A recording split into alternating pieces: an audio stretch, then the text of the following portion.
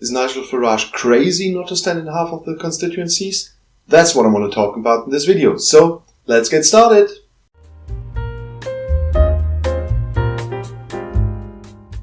Hi, I'm Mark. Welcome to my channel and welcome to a new Brexit video.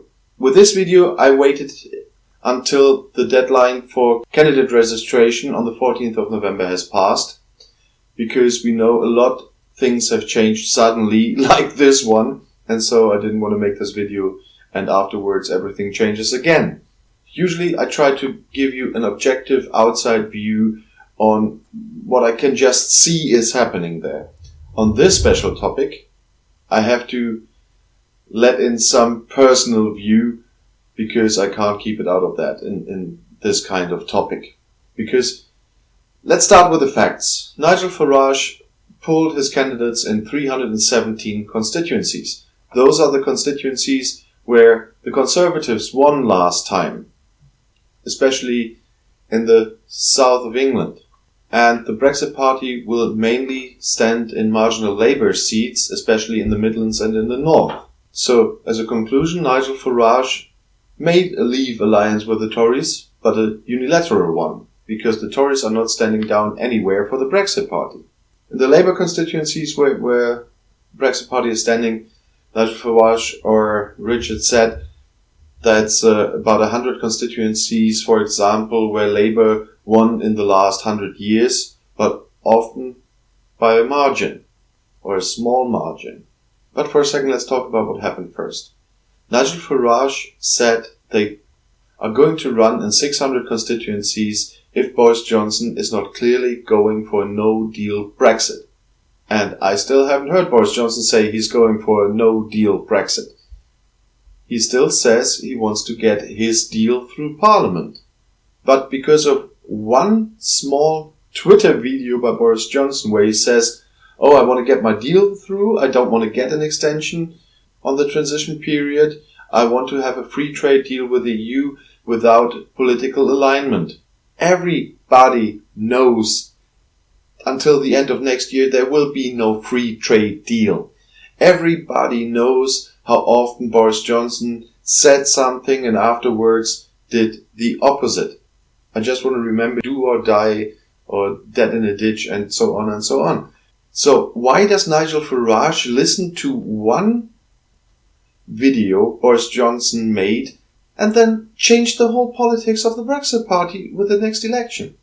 I know for this video I'm going to get a lot of hits by Brexiteers, but I'm sorry, mates.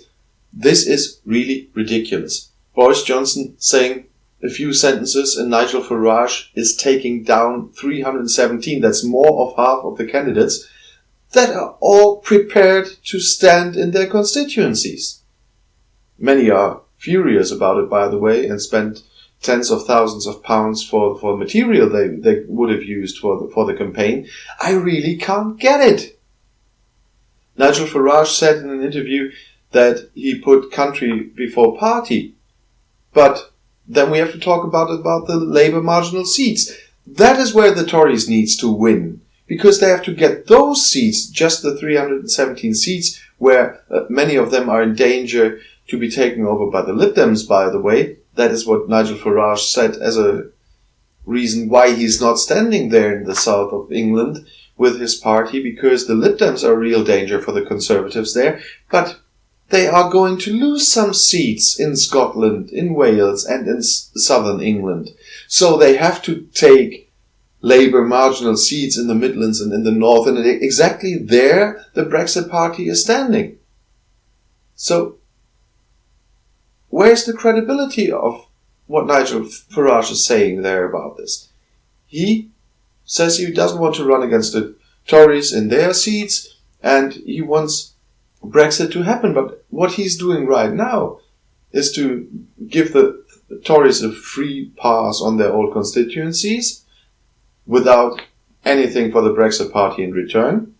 But he's still fighting those seats where the Conservatives least can afford somebody else to run against them if they want to take these seats from Labour. Not to mention that he was asked by Conservatives not to stand there either, or not to stand with the Brexit Party at all. And if asked how he wants to ensure that Boris Johnson does what he promised about the free trade deal, no political alignment, and not extending the transition period. He just said, yeah, we need to have political power in Parliament as the Brexit party, and then we can do that. If Boris Johnson wins a majority because of the actions of the Brexit party, which, as I said, in the Labour seats got harder, but if he does, he doesn't need the Brexit party. He can once again do whatever he wants. He will get through his deal. He will have the extension period. Then he is going to realize it will really take 3 years to do that, at least, as Michel Barnier said.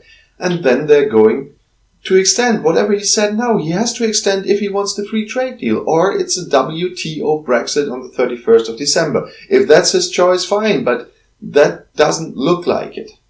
Otherwise, he would never have made this deal with the EU, which is even worse than Theresa May's deal for Northern Ireland and for Scotland, depending on the single point of views there. And he could have had his WTO Brexit. He just wouldn't have needed to do a deal at all with them. But he did a new deal. And so I really can't get the whole thing the Brexit party is doing there. I would have understood if they were standing in all 600 seats, but if they are going tactical and country before party, that would have meant not to stand at all. So I really can't get what they are doing there. And with this action, maybe, because his credibility is going really down with it, he might have helped to prevent Brexit, because with this credibility in these Labour marginal seats, where he wants to get former Labour Leave voters, he might secure those seats for Labour. And with that, I really don't understand it even less. I hope you forgive me for making one video with a lot of my personal view in this, but on this I couldn't stand still and just observe that happened, and not judging it, because that is so crazy. And I'm a politician myself. I managed campaigns for a party before, and so I really sit here and what? So that really is unbelievable. But still, if you haven't done so yet, please don't forget to subscribe to my channel so you won't miss another Brexit video. I might have one with a more personal view in the future again, but the next ones I hope to get objective again. For now, have a nice day and see you soon.